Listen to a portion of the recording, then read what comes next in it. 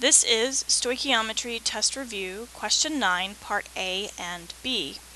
In Part A, we are asked to identify the limiting and excess reactants. We are already given our chemical equation and it is already balanced. So I have been given a mass of zinc and a mass of lead nitrate. Again, if you're given two masses, you need to treat them as two separate stoichs. So I'm going to start with my 1 gram of zinc, put my given over 1. I'm going to go from grams of zinc to moles of zinc. And then moles of zinc, this is where I'm going to do my mole to mole ratio. And I'm eventually going to be asked how many grams of lead, so I might as well do my stoich in lead. And then my moles of lead will go to grams of lead.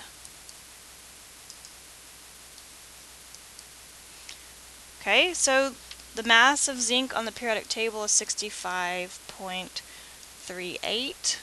Periodic table is always in 1 mole. The number in front of zinc is 1. The number in front of lead is 1. Then I put down the mass of lead, which is 207.2. Periodic table is always in 1 mole. When I multiply the tops and multiply the bottoms, divide the top by the bottom, I get 3.16916. I'm going to start a second stoich with my 23 grams of lead nitrate.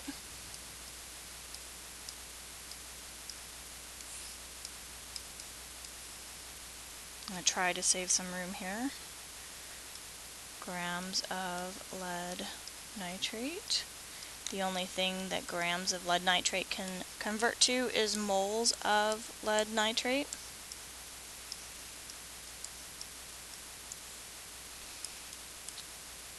Okay.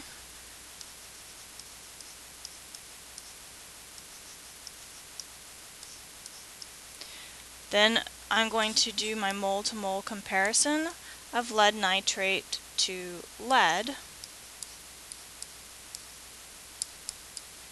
Then I'm going to go ahead and fill in, I've already looked this up before, 207 grams of lead for every 1 mole of lead.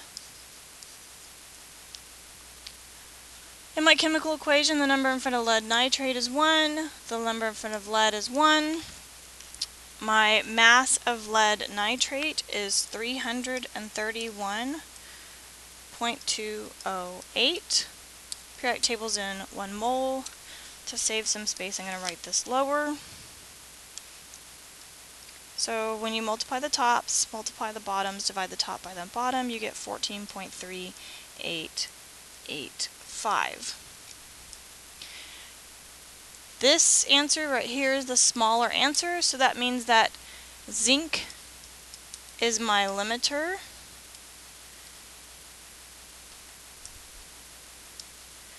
And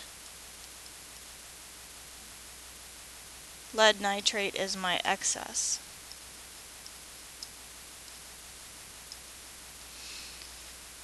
Now, what is the actual yield if the percent yield is 85.6%? We're going to have to work backwards.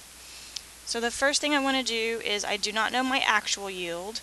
I'm going to put that over my theoretical yield, which is 3.16916. I multiply that times 100, and then it's going to equal 85.6%. Now to solve for x, the first thing I need to do is get rid of this times 100. Remember that algebra is just a game of opposites, so I'm going to divide both sides by 100.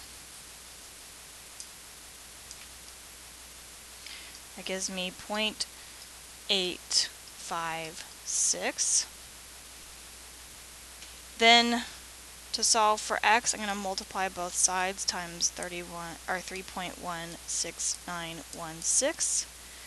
Canceling that out, times 3.16916.